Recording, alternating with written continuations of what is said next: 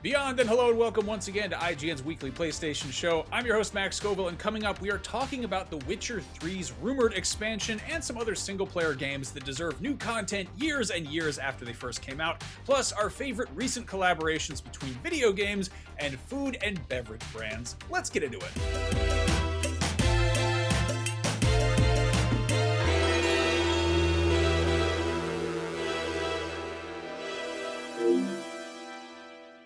Beyond and hello, I'm joined once again by Brian Altano. Beyond and hello, Brian. What's up? Beyond and hello, Max. Beyond and hello, and a good. What day is it? Tuesday. It's Tuesday, yeah. Tuesday. I mean, for the people listening or watching, it's a different day, or it's the next Tuesday. It could be any day that they want to listen to this. That is true. Ooh, little fun fact. I forgot to shout this out last week, but for any of our listeners on Spotify who would like to be viewers, you can do that because we've got video versions on Spotify now. So if you want to watch us talk to each other instead of just hearing us do that, you can enjoy that whole other dimension of consuming media over on Spotify. You can now see us do talk. Yeah. Some people really like that. I don't know. I guess I get it. The weirdest thing to me is always when people... I'm looking at you right now. Yeah. Of course you get it.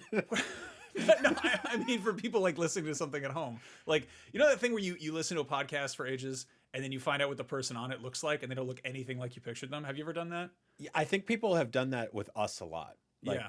Yeah, I think that people think we're both smaller. That's fair. Yeah. Just real little guys. Little mice men. A couple little micey boys. All right. Mousers, they call us. Mousers, that's the one. So Mousers, those wonderful high-tech Baxter Stockman contraptions, they seem like a thing you might run into at the good old Consumer Electronics Show, which just took place last week in Vegas. It is the CES 2026. I don't know why I called it the CES, though I guess that is It was that was a top 5 transition otherwise. Thanks, like, man. That was really good. Yeah, no, I CES, part of me is always like, oh, I never want to go there again. And also I'm like, but I do want to see some contraptions, you know, I want to see some nonsense machines. And it is well, it's a very fun show. It's also like if you're ever like starting off the year being like, new year, new me, I'm gonna, exercise and eat healthy or whatever, and then you go to Vegas for like 8 days. It's just, that's not the place for that. Let me go through a big cigarette tunnel full of robot vacuums and cleaner stuff nonsense. Yeah, there's a lot of robots there, a lot of vacuums, a lot of we posted some interesting content. IGN did out of that show this year.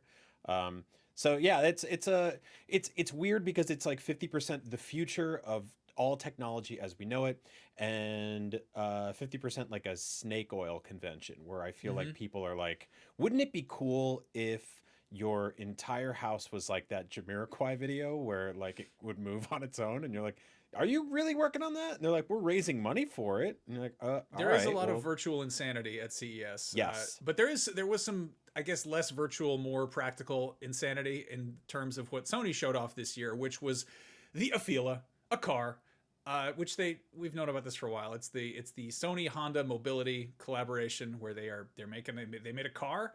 I think orders are up for the base model or something, and they showed off a newer one, and why is the driver crying in the trailer?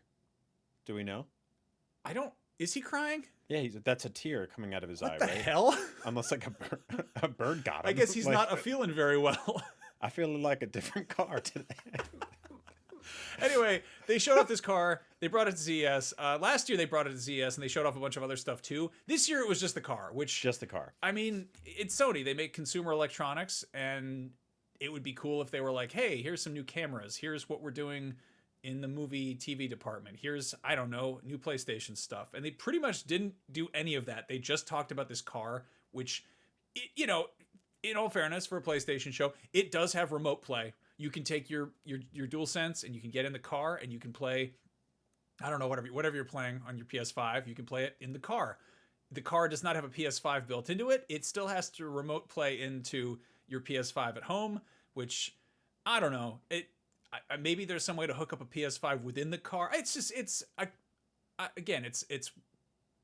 a cool idea, I guess. It's great. It's exciting that cars are so futuristic these days, but I don't care about cars that much. I kind of wish that Sony showed off some other stuff at CES, and it's just, this is where they're putting all their, yeah.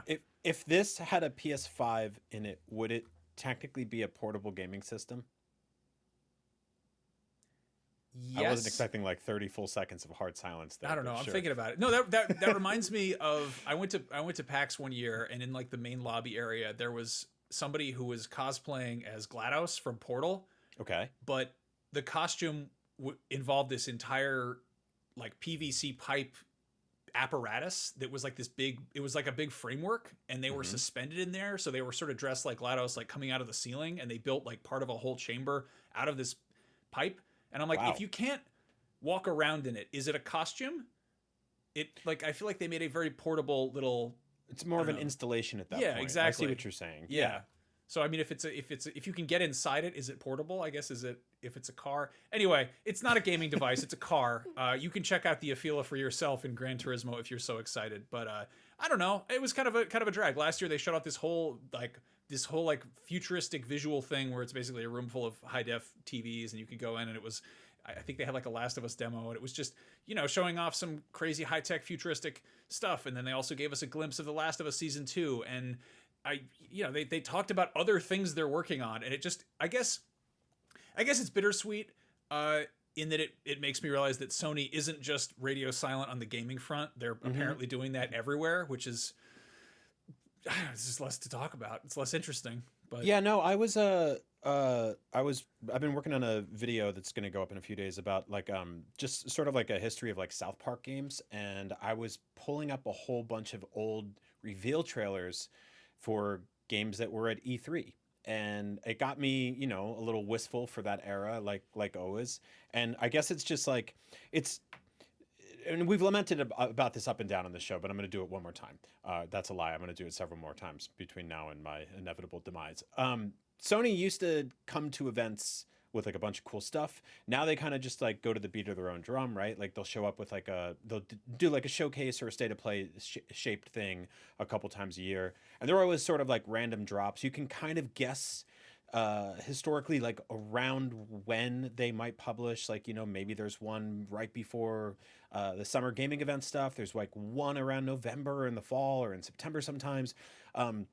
Sometimes they're focused on an entire like suite of products that they're working on and some hardware stuff, and other times they're just like it's focused on one game, but you can't really clock them anymore. And I feel like that Afeela, like no one, we're all for the worse for that, right? Like I think instead of having like one or two things a year where you're guaranteed to get new news from PlayStation, now you get a couple of little drops a year, or you wake up and there's like a blog post on a Tuesday morning and it's a surprise. Actually, no, we record on Tuesday mornings. You wake up and there's a blog post on a Wednesday morning. We've already done the episode. So like, I don't know, I kind of miss that. And so CES to me was kind of one of those things where there was a lot of overlap with video game manufacturers, right? And we're still getting that. There's been a big push this year specifically about like the sort of like the micro gaming, the miniature gaming PCs, handheld gaming PCs, all that fun stuff. And as a diehard like handheld gamer, like I've always been happy to see new developments on that side of the things, right? But it's kind of a bummer that we don't get E3 anymore, but we also don't get like Sony at PAX really, and we don't get PlayStation at CES, and we don't get like it's not the same anymore. And it's it's a big part of that is this generation.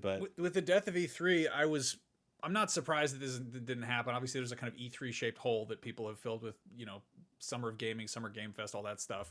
But like E3 initially grew out of CES. Yeah. Like that entire event exists because video games had gotten too big to fit into CES. And if you go back to if you look at CES 1994, there are all these cool video games being shown off. Like there's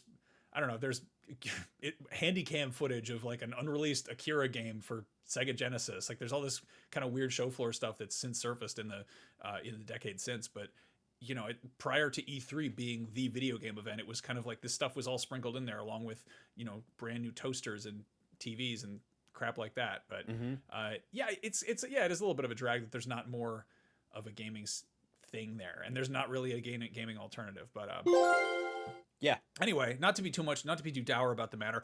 Speaking of Wednesday morning blog posts announcing something out of the blue on the part of Sony, this is something I'm way too excited about. I should not be this excited about it, but I am. Sony is making neon green stuff for the PS5. They're making a neon green DualSense controller, and they're making neon green what are they, blades, wings, whatever you call it, the shirt you put on the console.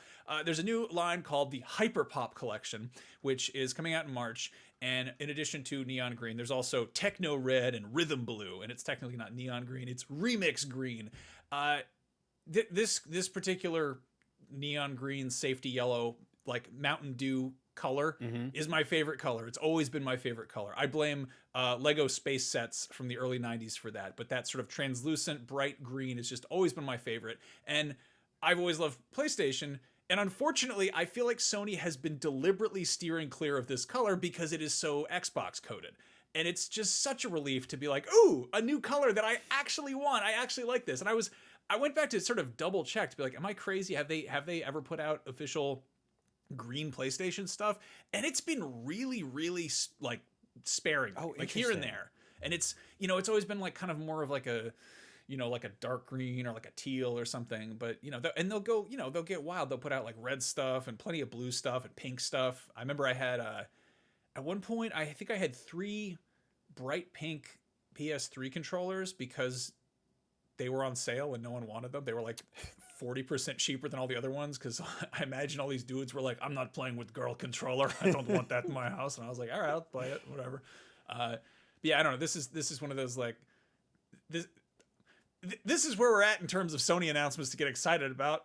Okay, like, so to be fair, these are awesome. Like, I'm right there with you. I think these, I really like the gradient to the sort of really strong neon colors. They're, like you said, they're incredibly 90s. I feel like I've not been in love with the DualSense color remixes so far this generation, and these are the first ones where I'm like, okay, they actually kind of went for it.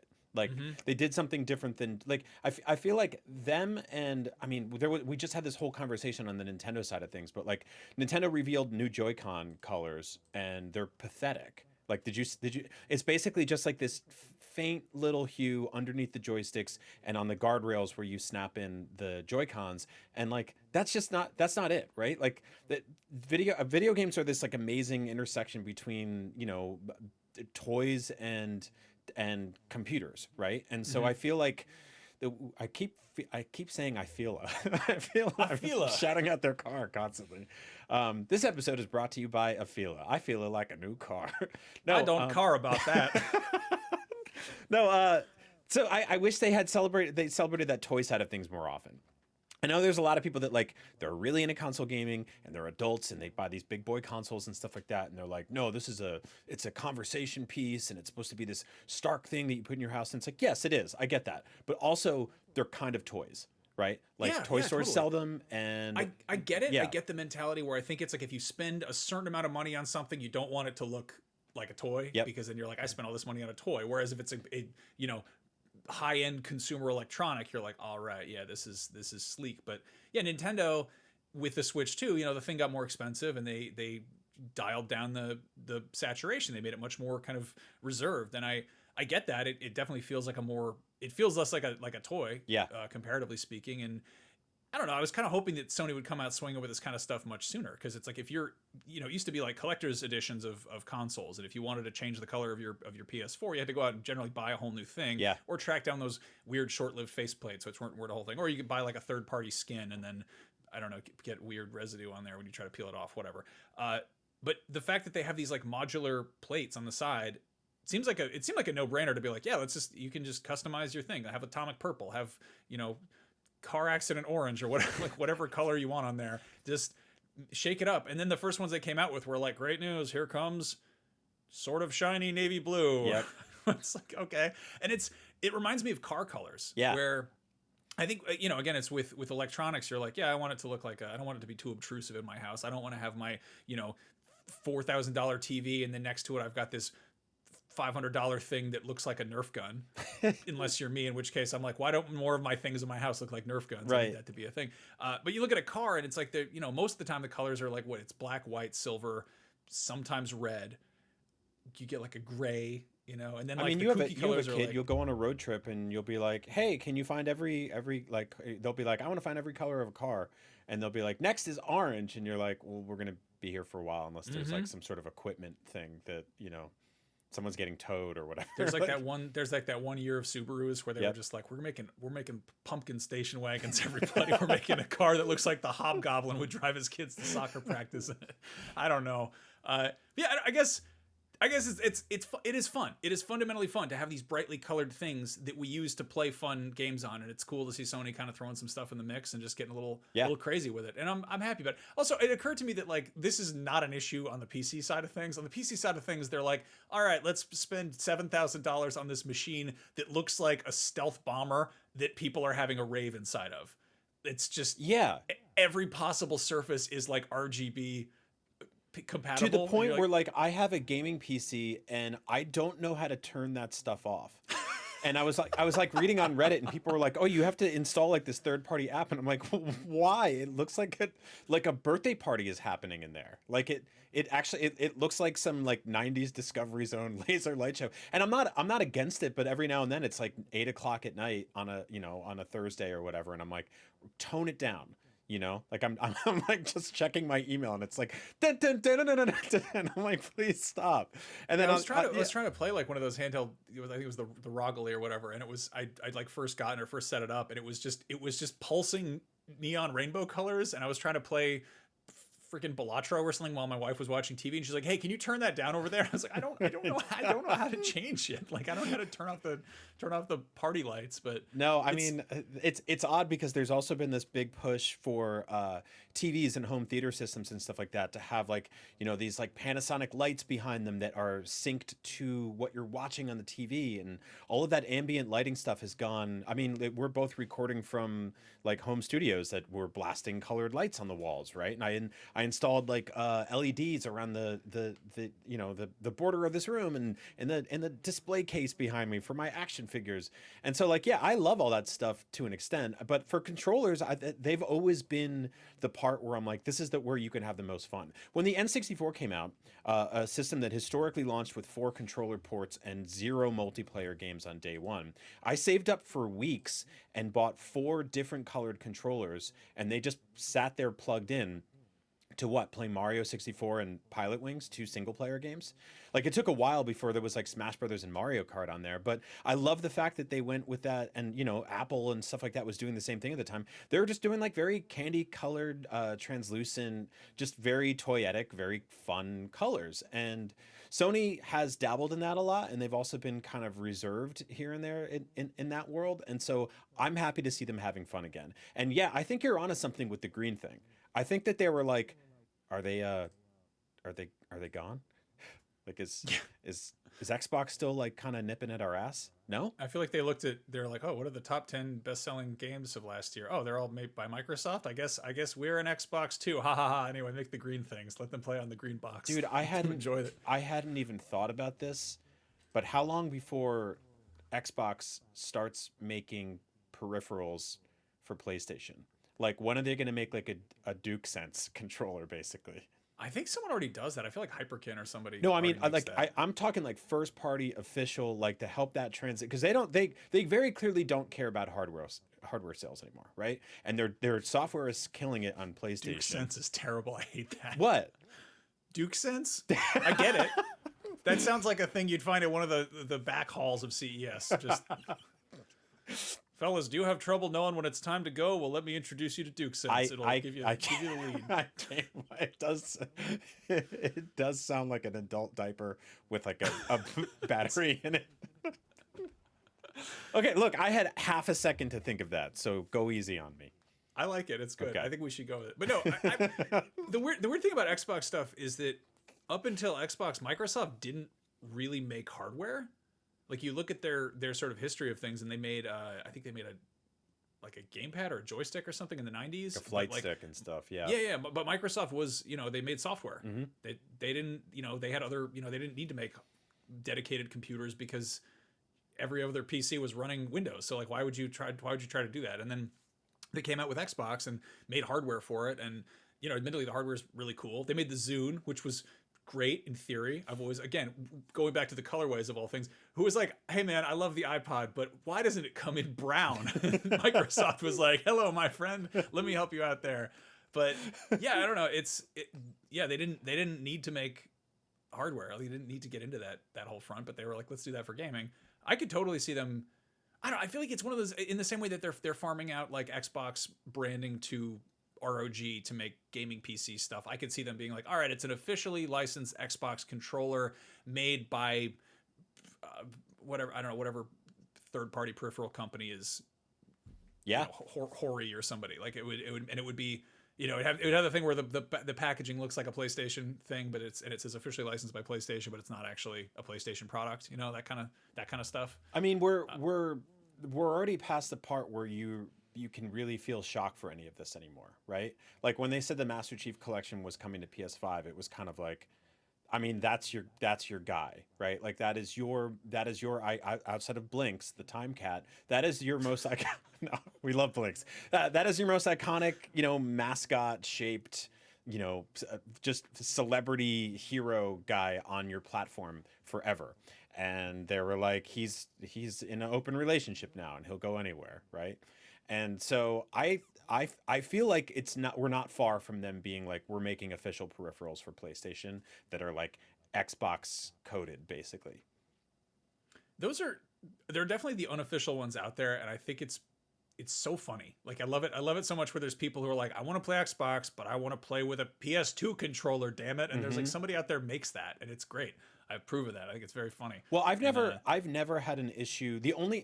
I will like just happily jump from PS5 to Series X to Switch 2 to whatever handheld I'm playing at the time. And the symmetrical or asymmetrical stick placement doesn't really mess with me. But the only thing that really messes with me is that like B equals back on some controllers and B equals forward on other controllers, right? But other than that, like I can jump between those things. But I know there are people who are like, they refuse, like they hate the DualSense because the joysticks are on the same plane, and they love the Xbox controller because they're asymmetrical, and and vice versa, right? So like I get it, I get that flexibility. Listen, but easy fix for that. You turn slightly in your chair and you just kind of play your games a little bit like contrapposto. You do it from an angle. Exactly. Just turn sideways, and then it'll feel like you're either playing, you're playing Xbox or playing a PlayStation. You just wiggle around depending which side you're doing it from. I think it makes sense. Yeah. That's a way to do it. And what else? It helps you show off your ponytail if you have one of those. That's true. That's true. It's the best way. That's a good way to show off a ponytail, is by turning to one side. Speaking of ponytails, let's talk about Geralt of Rivia. Okay.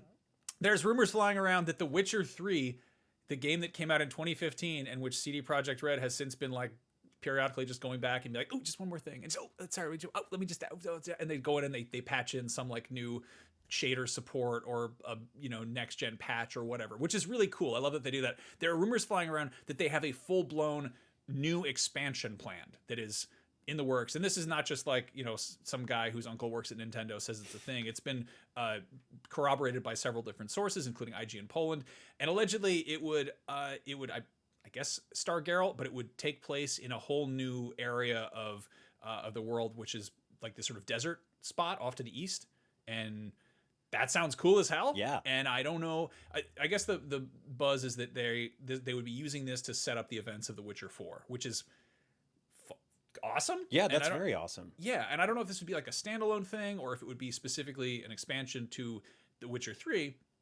But either way, a lot of people play The Witcher 3. A lot of people own The Witcher 3. I think it sold something like 60 million units. Like it's one of the best-selling games of all time. That's nuts. They have gradually been putting it out on every possible system to the point where I feel like it's almost caught up with Skyrim, if not caught up with Skyrim. And it's rad that there's so many people out there who have it. Whether or not they've actually played it isn't their story because it's massive. Mm-hmm. But this game keeps like it is unrecognizable from what it was at launch in terms of how they've gone through and just modified things and added to it. And it's cool that they were like, oh yeah, this game came out in 2015. Oh, here's a next gen patch. Like let's just throw that in there. Oh, they added some new high-end graphics card feature that it would have been impossible back then. Okay, we will support that too. And they, that's all just like free updates. And it's the kind of thing you see with a live service game. Yep.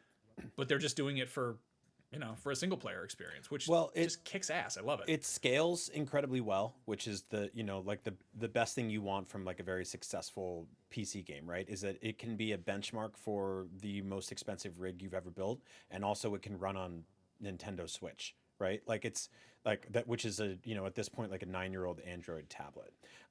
It's really interesting watching this because people will buy this game with their brand new PCs, or people will buy this game with their brand new consoles, and like you play this on a PS5 Pro and it's gonna look amazing. It doesn't look like a game from 10 years ago, right? Like that's what's kind of incredible about this. And I think a big part of that is that it is a realistic looking game in a lot of ways, but it also has a ton of style, right? Like they very deliberately didn't make something that is hyper realistic. They made something that has not like DreamWorks, but there's like a tinge of an aesthetic in there that removes it and removes it from realism and brings it a little bit closer to the fantasy realm. And it's got oversaturated colors compared to like a lot of the sort of like ancient sepia toned open world games that I think a lot of people started playing back in the 360, you know, PS3 era. And so like it's just been really cool to see. Like this is an incredible success story. This is a game that is the gift that keeps on giving. I'm not in love with the combat of it, which is such a bummer because I like so much else about this game. When's the last time you played it though? About a year ago. Okay. Yeah. Yeah. I would say like about once every 2 years, I'm like, this is it. This is going to be the time like I actually sit down and I roll credits. And then ultimately, I think the combat just gets it's a little repetitive and a little too simple for me. But I think the world is sort of unmatched in terms of like scope and scale. But yeah, it's like this game sold really well, and CD Projekt Red seems to be doing really well based on upcoming projects and current projects. And so it's kind of mind blowing for them to be like, hey, we're going to make assuming this is true, a big new expansion for a game that's 11 years old. Well, just thinking about it, I love the idea of it, and I'm sure there is a completely valid, just this is like an idiot's idea from my perspective or whatever. There's a reason that people don't do this, but looking at it, it's like you've got this massive install base of people who have this game. It has taken this long for it to sort of snowball. The people who have this game, I'm guessing if they like the game, they bought the DLC. So like the more people have it, the more people are theoretically able to buy the DLC. Yep. The more people who are playing the game at any given time, the more likely it's going to get kind of some attention. And I went on like the SteamDB and looked at other games from a while back that people are still playing. Fallout 4, another game like this, which Bethesda's like, they've like trickled in, you know, little bits of new stuff. Like they've, you know, added some new outfits that correspond with the show. Fallout's hot right now. Like the Amazon Prime series is going. It's people are into it, and it's also kind of a drag because the next game is a long ways away. Yep. I think, unless they have some weird surprise up their sleeve. But wouldn't it be nice if they were like, hey, here's a new episode of DLC. Like here's a new thing in Fallout 4. Here's some new crap for you to do, because all these people suddenly have this game. It's on so many different platforms. Mm-hmm. They could have done the same thing with Skyrim. I guess they sort of did. Like every time it would come to a new platform, there's always some little you know, new features they add on. Ironically, what it does whenever they do that, I feel like Bethesda accidentally breaks a bunch of mods that people have made in lieu of Bethesda releasing official new content. Yeah, because I was going to say the fans have more than filled that gap since Fallout 4 was released, right? Like they're out there making texture mods, and I mean there's mods for like the sound it makes when you walk. Like there's so many hyper specific things, but also like entire expansions that are fan made. Yeah, right? No, there was Fallout London, which they were just like, let's build London and make a whole story there. And there was what was that game? Was it the Forgotten City? Is that what it's called? It began as a Skyrim mod. Yep. And it was this massively successful like murder mystery time loop game, and it was so successful they were like, let's just remake it in Unreal and sell it on its own. And they were so terrified of even mentioning their game in the same breath as Skyrim to just steer clear of Bethesda's lawyers, and like they want to just not, you know, because they're selling the game, not the fact that it's attached to Skyrim. They're like, here's this entirely unique experience.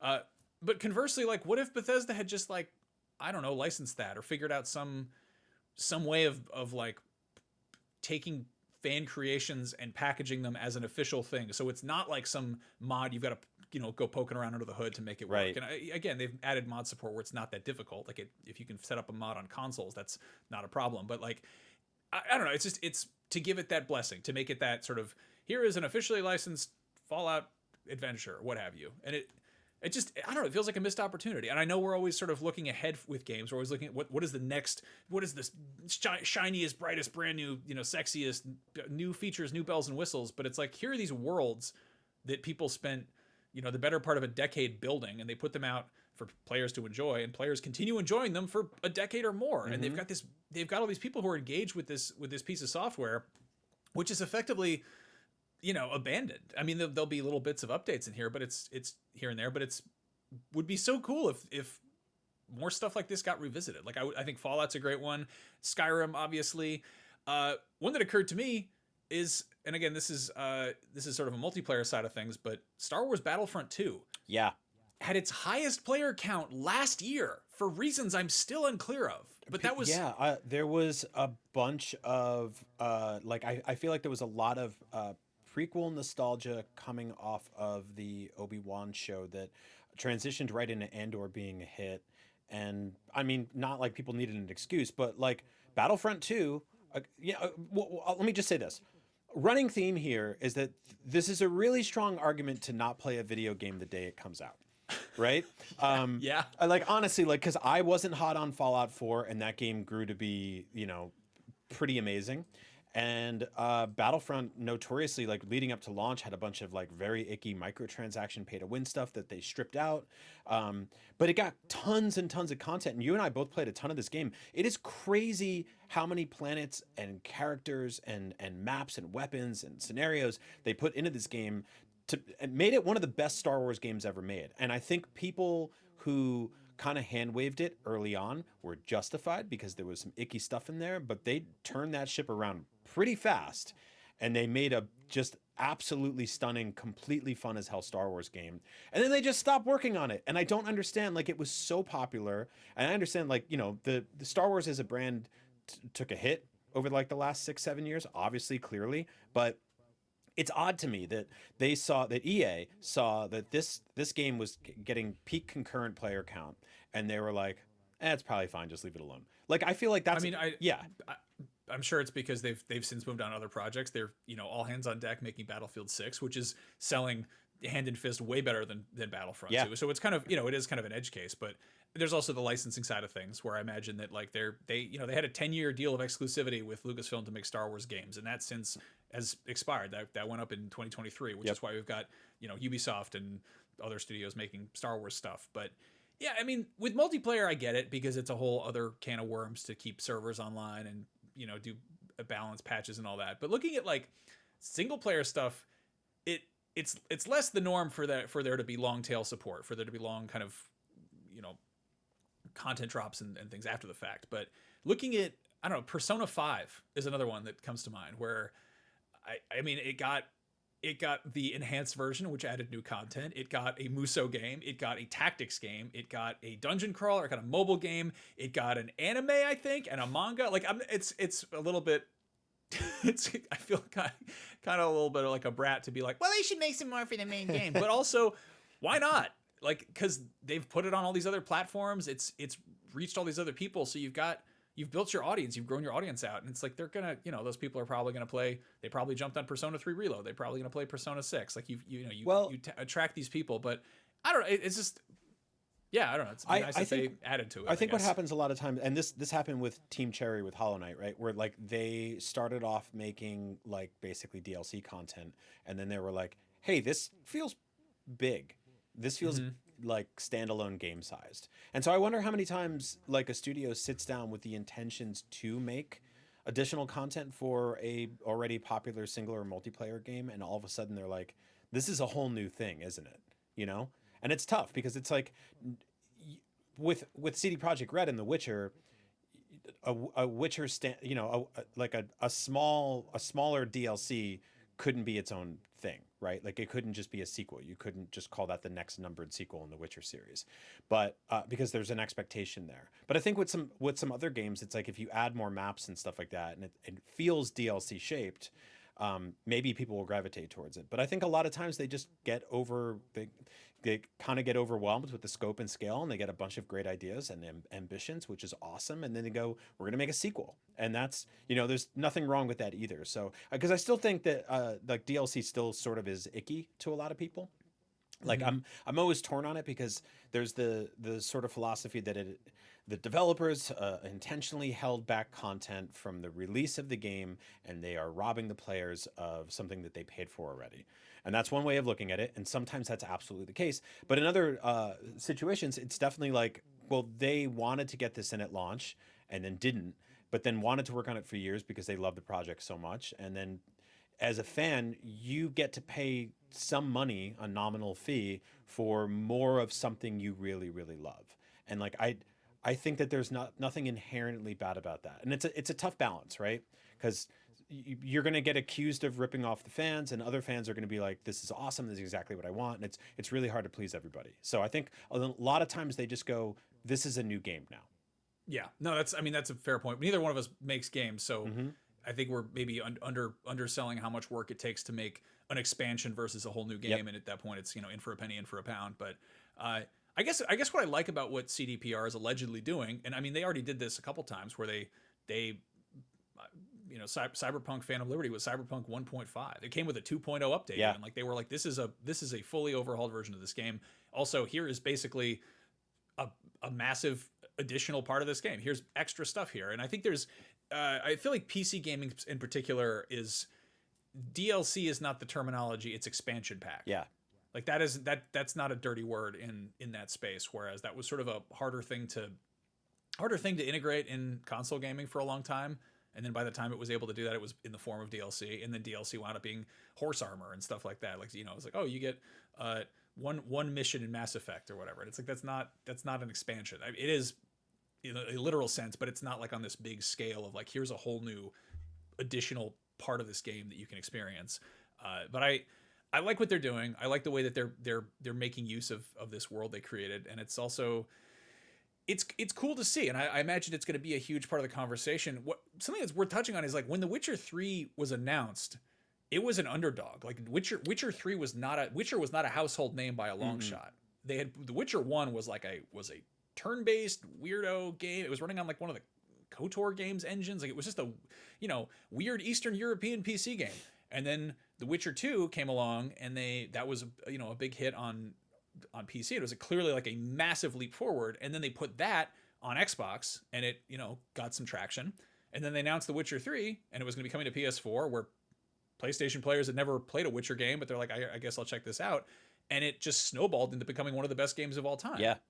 And it's crazy to come off of that, like the brand name recognition of when The Witcher 3 first showed up versus now when it has a Netflix live action series, an anime. It's got the game is on every platform practically. Like people are familiar with who the Witcher is, what a Witcher is. They sold toys of him in the bathtub. Like it's everywhere now, Yeah. And I think people now have expectations about what it should be, and other people are like, hey, you're a fake fan. You weren't there from the jump. So it's always funny to see something like that like break out of containment, right? Like once something becomes so popular that people come in with different expectations for it. But no, it's cool to see. It's really cool to see. And between that and Cyberpunk, it's like they have two concurrent, incredibly successful franchises right now.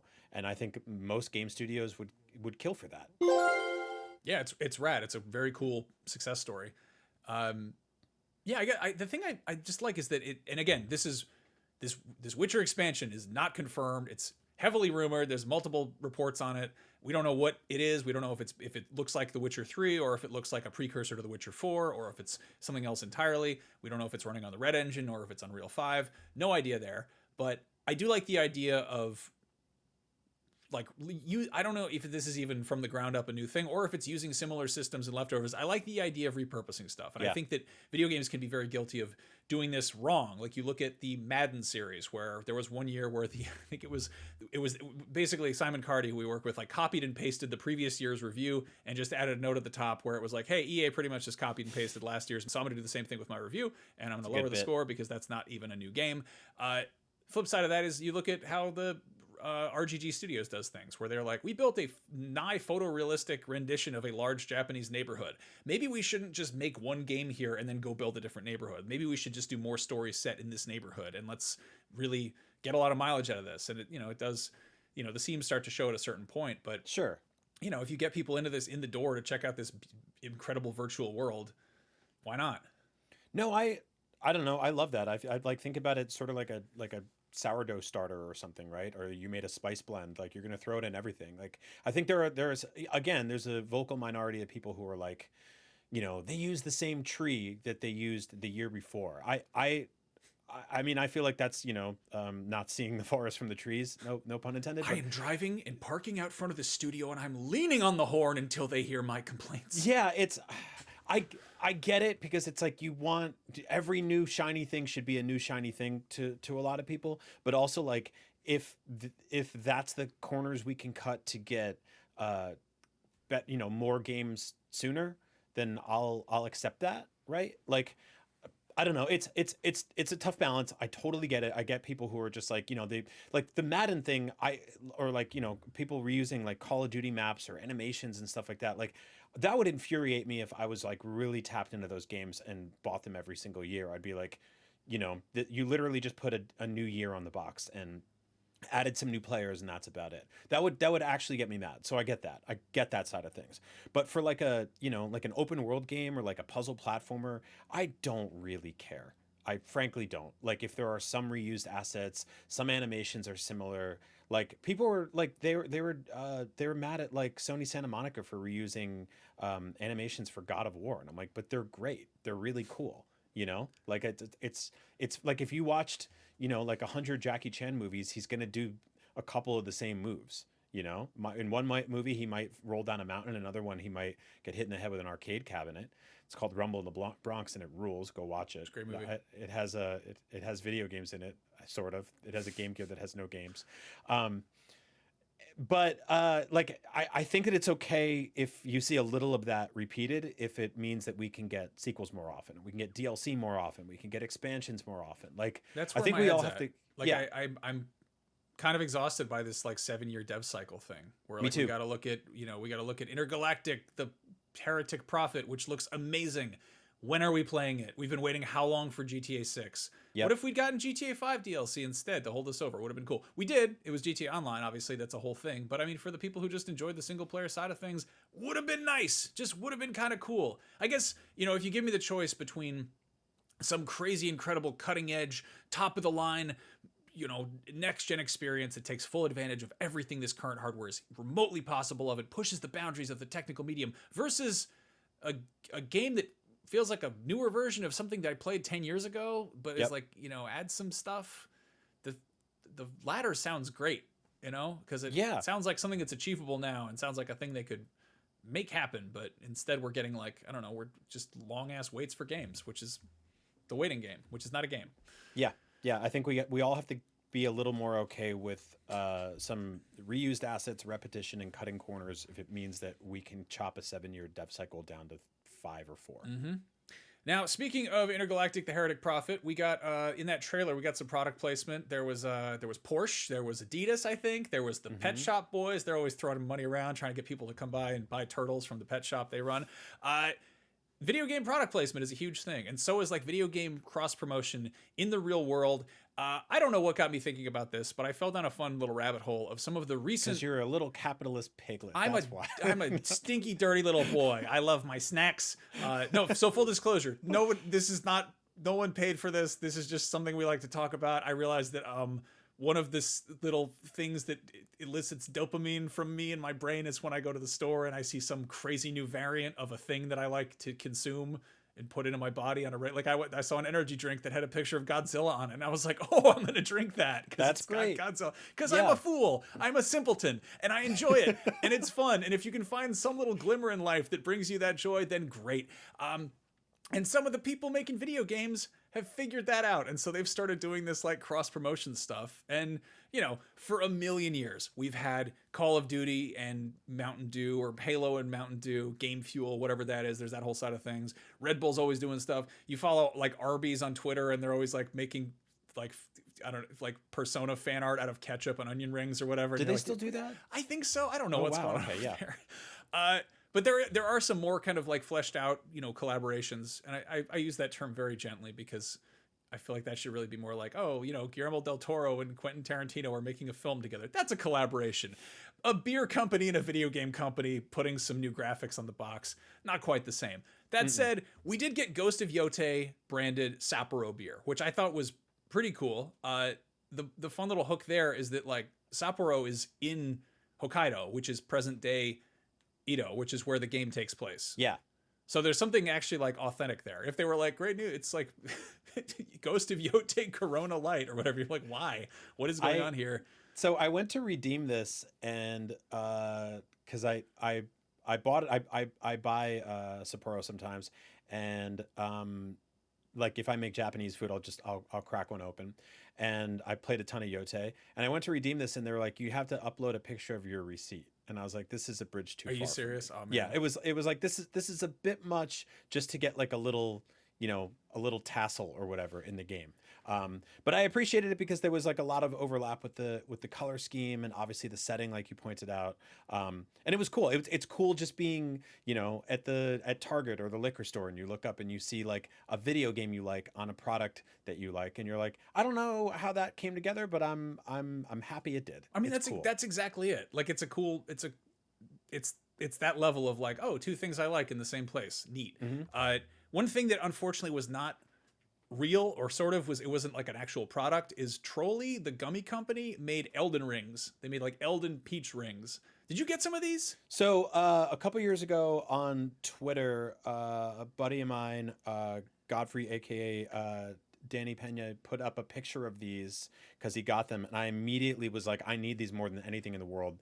And the person who was sort of in charge of like, creating this deal reached out to me, and he's like, I'll send you a bag. And I'm never really like, oh my God, if you follow me on social media, I'm not one of those people that is constantly posting up pictures of like freebies he got from work. I think that some of that can get a little tacky sometimes. Personally, it's just not really a thing I like to do. But these showed up, and I was like, this is such a perfect overlap of stuff I love, because I love Trolley peach rings. I love gummies, period. And Elden Ring is one of my favorite games of all time. So these showed up, and my favorite thing about it is on the bag, he's stabbing through this peach ring, and you see his eyes bugged out. And it's just amazing, because I'm like, I don't know how they got the thumbs up on this. And so I devoured the bag, and they're just regular peach rings, right? They're just regular peach rings, right? And then I framed it. So like I flattened it and I framed it. And a buddy of ours, Lisa Wallen, who's done the show before, she got a bag of them, and I think she waited way past the expiration date to eat them. And like every now and then I'll just randomly text her and be like, eat the peach rings. Eat the Elden Ring peach rings. This is like, they should have sold these. They should have been spicy or something. There's no connection, mm-hmm. But I just love them. So yeah, I have a bag of Trolley peachy Elden Rings framed in my home office, and I love it very much. They're great. And again, there's probably an issue between like Trolley, this like family friendly candy company, and like a M-rated video game where you go kill God or whatever. Like it's, games where you can use a sword made out of blood to stab abominations. Probably some kind of rot. They're like, maybe we don't want it. Yeah, you don't want scarlet rot flavored Twizzlers or whatever. That's probably not the jam here. Then again, we did get The Last of Us mushroom coffee. The Last of Us, that hit series about an apocalypse because of mushrooms in people's brains. There was it Four Sigmatic, I think is the company. They put out coffee that has cordyceps mushrooms in it, which people like to have the mushroom coffee, the chagachino or whatever it's called. And I've had that before, and it's one of those things where I bought it and I made it every morning for like a month straight, and then stopped doing that and felt it's sort of like taking a multivitamin every morning where you're like, do I have to keep doing this forever? I don't feel different. But this is an interesting idea, I guess in theory, but like it's so phoned in. Like it just says, and to be fair, this is not the game. This is the HBO series, The Last of Us. And so if it feels incomplete, then that's on brand. I think that HBO did a lot of heavy lifting there. Where like somebody has a coffee company, like, hello, it's like, yes, hello, we want to talk to you about a brand sponsored integration thing with a popular media. What is it? HBO. Oh, of course, yes. What is it? White Lotus. They're like, no, the zombie show. That said, dude, do you see that White Lotus thing? There was like, I don't want to spoil the last season, but there's a product which someone uses in a poisoning capacity, and they put out an officially branded version of that product, which is just Yes. like, I don't think you watched the show. I don't know where we go with this, but yeah. Anyway, But this coffee, it doesn't have any characters on the bag. It doesn't have any creatures on the bag. That maybe you become the creature after you consume the bag. Think I about guess that, you. yeah. I mean, like, and it's mushrooms are historically not a great thing in this world. Or and I guess in this world they're fine, but in The Last of Us not so great. So yeah, I mean, glad this exists, but this is sort of like a C- for me.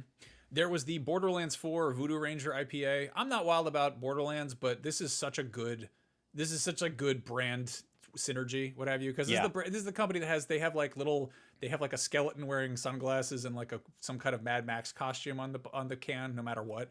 Like it's I got each of us his action figure because like I love Voodoo Ranger. I love what they're doing over there. Anybody that has like a cool skeleton as their mascot, historically, good in my book. Spirit Halloween, they're good. If you make a product that can even have an action figure, then I like your product probably. It just works like that. But this seemed like, again, it lines up well. There was like I forget what site, some site, I don't want to throw too much shade, but they were like, of course it's an IPA, and then they wrote this like whole screed just like dunking on IPAs, and I was like, who cares, man? I don't know. If you're like, Borderlands 4 kind of strikes me as like, it is very sort of IPA-ish. It's like, you want to just play a good old-fashioned game about shooting a bunch of stuff? Cool. Here's a beer that tastes like pennies, but it'll probably give you a buzz faster. Have fun. I don't know. No, I mean, I think that there's a 5-year ceiling on calling something hipster, right? But we're on like the 15th year of people calling IPAs hipster, and at some point they just become the fabric of your reality, and it's not like people are off to the side doing them or drinking them because they're trying to be like, it's when I first moved to San Francisco, there was a lot of those guys on like big top circus bikes with like twirly mustaches, and they were like, I'll have an IPA, and I was like, what a fucking douchebag this guy is. But at this point now I'm like, they're great, they're awesome, and if a beer is going to be $9, it should have double the ABV of a lighter one. Yeah, because let's get the boys good and buzzed and send them home to bed. Anyway, if you think a $9 beer is bad, what about a $40 hot sauce? Well, that's a thing. We came close to ordering this. $20. It was like $40 with shipping. So, Death Stranding 2 has an official hot sauce, courtesy of the Pucker Butt Pepper Company, which they do make some. Can you say that again? Pucker Butt. Okay, just wanted to make sure we had you on record saying that. Great. Yeah, they made it. It's made with Pepper X. It comes in a little coffin. It's got a handprint on it. It looks Pepper like X is the hottest or one of the hottest peppers based on capsaicin, basically, right? Like it's the Scoville units, which is how we measure your height. We came so close to ordering this, but the shipping was like $30 or something. Yeah, stupid. it just stacked up to, it was ridiculous. But it's let's see. It says thermal disruption critical palatial. Recovery unknown, dimensional interference catastrophic, recovered from the site of a recorded void out and stabilized by Smokin' Ed Curry. This compound contains trace levels of Pepper X, a substance known to trigger extreme thermal distortion across multiple timelines. They had fun with this. They had so much fun. I love that it exists. We see Kojima just going crazy with like the brand crossovers. Usually it's like fashion stuff. He makes like, his line of sunglasses or whatever. We had all the Monster Energy in the first Death Stranding, which is just, I don't, if it helps you make games faster, go for it. I don't care. Movies have been doing it for ages. Just get it in there. But occasionally you get something wild like this where it's like, it's black hot sauce that'll probably hurt if you eat it. I love that it's called, like, this is for a game called On the Beach, because like it's like you would eat some and be like, all this water for miles and miles and not a drop to drink. Yeah. No, it says those who have tasted it report visions of the beach, and not all of them return. So yeah, I don't. It makes me so happy that that's a thing that exists. It's wild. It's silly. It's great. Me too. In Japan, they're way ahead of us on this front. They have all sorts of ridiculous brand integrations or cross promotions or product placements with food brands. Most notably, which I feel like a lot of people encountered, was Final Fantasy 15 had the whole cup noodle mission. Did you ever see this? Yes. Yeah, yes. where there's like a cup noodle cart in the game, and like Gladiolus wants cup noodles, and you got to go on a whole thing to get him the best perfect cup noodle, and it's a thing.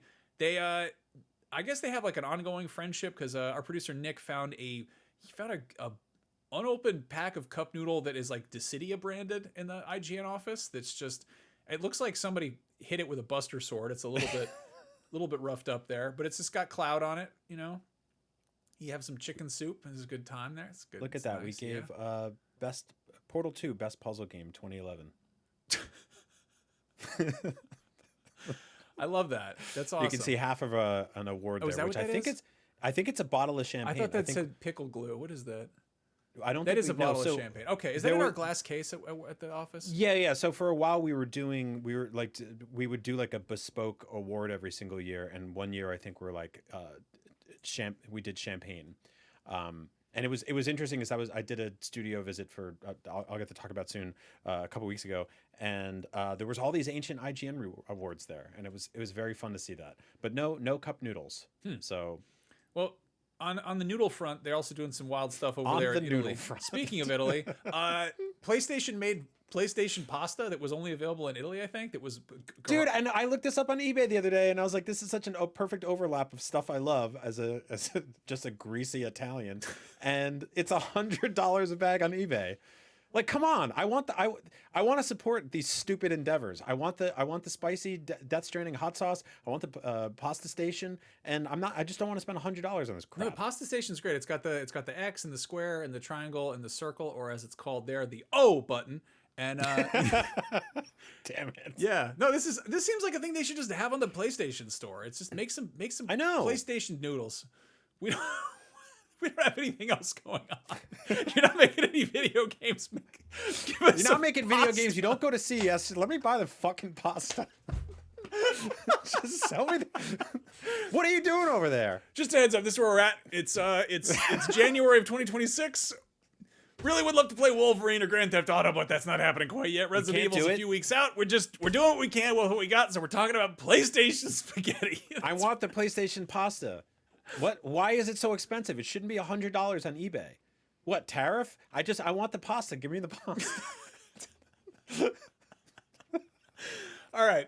Yeah, if you're not going to put out any games, you're not going to go to E3 or CES or do a showcase or a state of play, or you're just going to increase the prices on all your hardware and close all your studios and make everybody work on, casinos and all that, then at least let me buy the goddamn pasta. I love this. I love those shapes. And I love pasta. Let me buy the pasta. So we both are big, like, we're big toy collectors and finding, little tchotchkes and knickknacks. And the thing is, like, the internet sort of broke that. And, if you see a cool action figure and it's in Japan, it's like chances are you can just order it, like if you don't have to go all the way there. Food is where it's kind of different, where I feel like snack food stuff either has a short shelf life or there's some regulations about shipping it, or it's just the kind of thing where it's not worth the trouble of mailing it across an ocean. Yeah. Case in point being Like a Dragon Pirate Yakuza in Hawaii. That I still can't believe that was a named game title.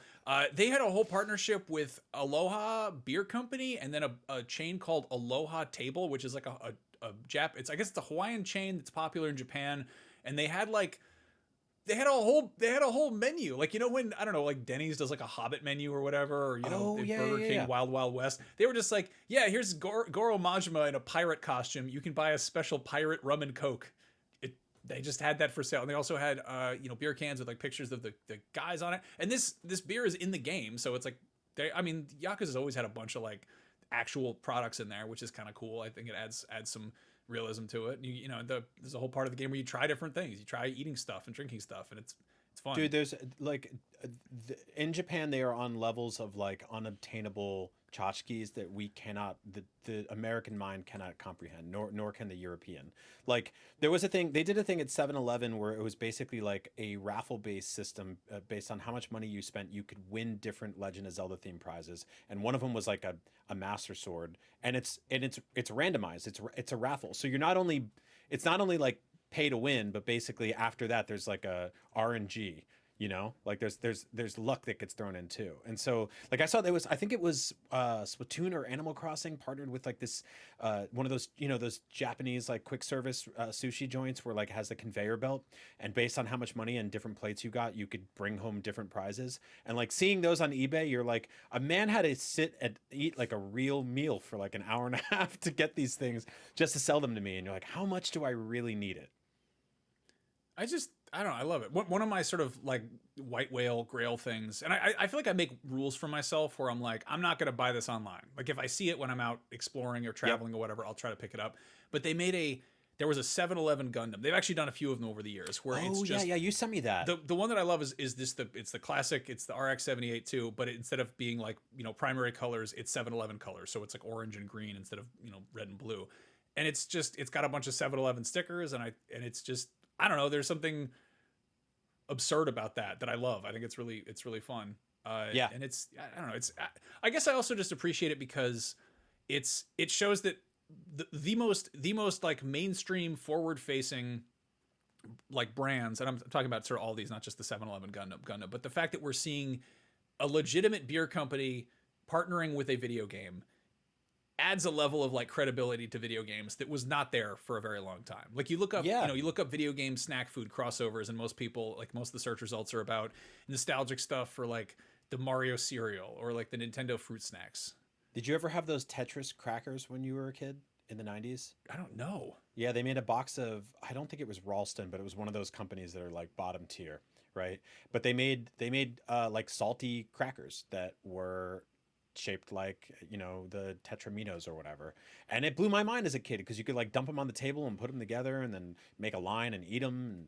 And, like it was a simpler time. It was great. Everything used to be great. No, but you're right. Now Like they're bad, except when they're good, which is sometimes a lot of the time. I don't know.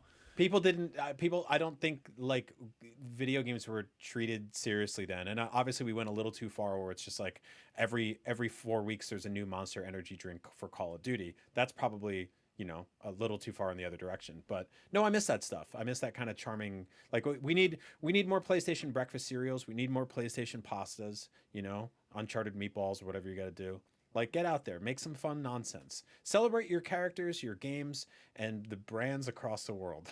I love the brands. I love can't brands. Get enough of brands. Anyway, to reiterate, this was not the product placement thing whatsoever. We just wanted to talk about the weird intersection of snack foods and adult beverages and video games. I don't even know which fun. of those companies would have, in theory, even paid us if we were hiding money under the table for that, because the most excited we got was for the PlayStation pasta we can't buy, that they definitely would have sent us a bag of if they, somebody anonymous Venmos me $30 every time I say pucker butt on a podcast. I don't know what's up with. I don't know if that's the company or just somebody who's got a weird thing that they're into. What's the opposite of a swear jar? Yeah.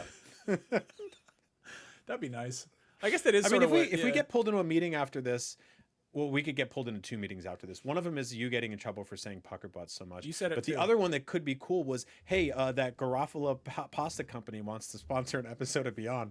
And my Italian heart will beat so hard through my chest, it'll hit a satellite out of the sky and we'll lose internet for a month. You think Janine Garofalo makes that pasta? I definitely don't think she has anything to do with it. I would be so excited. I love her.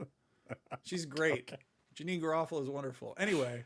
I bet you she has a bag of this and we don't. You think so? Yeah, I think everybody has one but us. Known gamer Janine Garofalo. All right.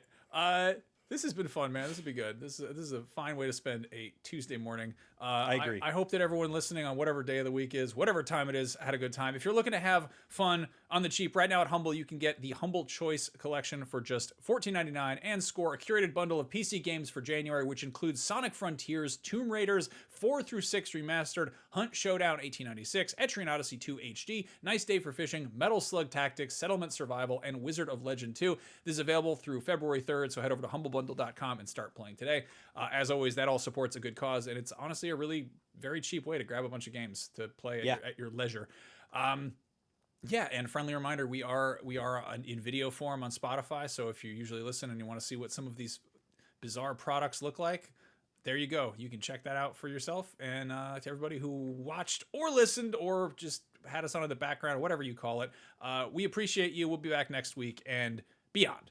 Beyond.